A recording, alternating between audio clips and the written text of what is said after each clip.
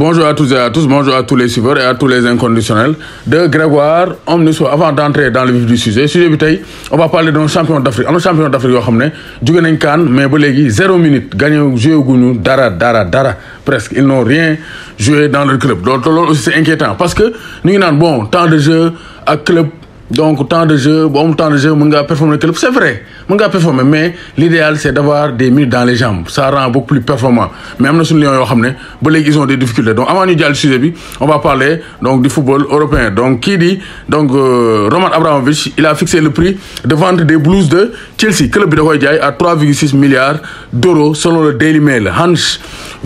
Hans-Jörg Wyss, l'un des hommes les plus riches de Suisse, a indiqué avoir reçu une offre pour acheter le club. Il se laisse encore 4 à 5 jours de réflexion parce que il faut que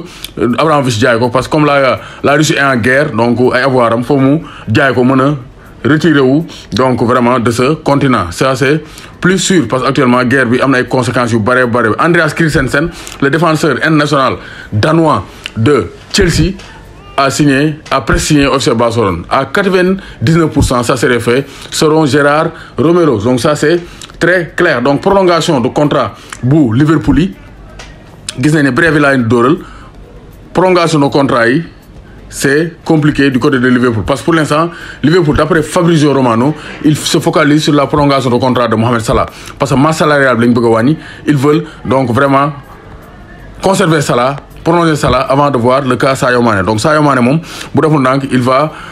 être donc vraiment transféré. Donc Sadio Mané bu deful ndànk il va changer de club parce que pour l'instant amagul offre de prolongation et 2023 mooy la fin de son contrat alors que Salah moom ñuy xool donc nan lañ koy prolonger parce que ñoom ñaar aussi quoi qu'on puisse dire gars dañ naan non Salah n'est rien mais ñoom ñaar aussi ils se balancent ñoom ñaar aussi leur avenir est lié loolu mënuñ ci dara foo tuddee Sadio Mané foog nga tudd Salah foo tuddee Salah foog nga tudd Sadio Mané beneen bref donc Robert Lewandowski a pour intention de partir du Bayern loolu la bëgg selon son rêve est d'aller au Real Madrid mais Atlético aussi ñu ngi koy coytu donc ça c'est très clair donc Paris donc propose nañ Kylian Mbappé un contrat de 2 ans avec un salaire annuel de 50 millions d'euros assorti d'une prime de 100 millions d'euros. Donc Mbappé joxagul réponse am mais xaalis bi actuellement sax sama bopp baa ngi metti xaalis bi bari na trop.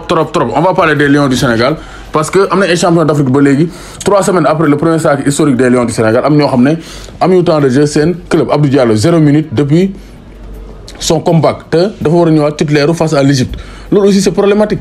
même si bon ñu bëri ñu ngi naan c'est pas amul temps gis ngeen Nampalys toj na Bouna Sarr mais loolu mënul durer vraiment il faut que jouer aussi. Donc ñu jéem a quitter seen club yi dem club yoo xam ne am nañ fa temps de jeu ça c'est l'idéal parce que depuis ba mu ñëwee donc il n'a pas joué il est le seul à avoir joué les 7 matchs durant la CAN mais ba mu ñëwee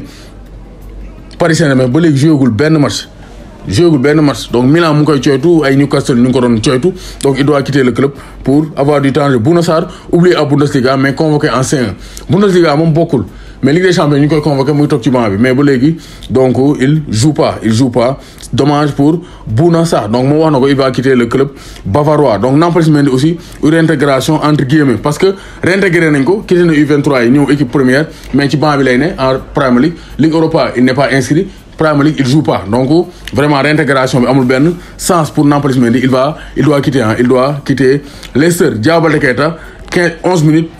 et plus rien. Le titre de champion d'Afrique ne lui a pas donné des ailes. Pourquoi? Parce qu'il n'a pas joué. Diao Baldé Keita il n'est pas compétitif. On n'a rien contre lui mais Diao Baldé il doit se remettre en question parce que il n'a plus le niveau donc du haut niveau. Donc ça c'est vrai qu'il devra cravacher pour revenir au meilleur donc à son meilleur niveau. Fodé Ballo-Touré, Ibrahima Mbaye toujours abonné au banc. Ñoom dañoo def abonnement annuel sur le banc de touche du Milan AC et de Bologne. Donc c'est malheureux. Donc ça c'est très clair. Donc Ibrahima Mbaye moom il va sauter parce que Sabaly va revenir donc Ballo Touré il devrait maintenant jouer donc maintenir son rôle de doublure à moins que Malang Sarr mën a donc ñëwaat équipe nationale du Sénégal comme ni ko gisee ci image bi donc Malang Sarr Edouard Mendy donc pourquoi pas ñoom ñaar ñu mën a donc retrouver wu durant le match face donc à l'Égypte ensemble ici en sélection parce que Ballo Touré aussi il n'a pas de temps de jeu avoir ngam benn Malang Sarr football loo ko latéral gauche wala mu nekk doublure Saliou Ciss en attendant donc ça sera donc vraiment bénéfique pour l'équipe nationale du Sénégal donc la double parade de Mendy actuellement moo lëmbee jamono gars yi nee nañ Mendy il est exceptionnel he comes from Sénégal he comes from donc vraiment Francia parce que France le judo mais vraiment il joue pour le Sénégal mais Mendy il est exceptionnel donc rien à dire c'est le très haut niveau un gardien de classe mondiale David James moo ko wax Calamity James moo ko wax nee na c'est après le replay que je me suis rendu compte la grandeur de ce double arrêt un gardien de classe mondiale loolu la David James wax ancien international anglais Jimmy Carragher aussi wax na mais même la légende Gary Lineker nee na quel double arrêt de Edouard Mendy loolu la tweeté mu ne quand j'ai vu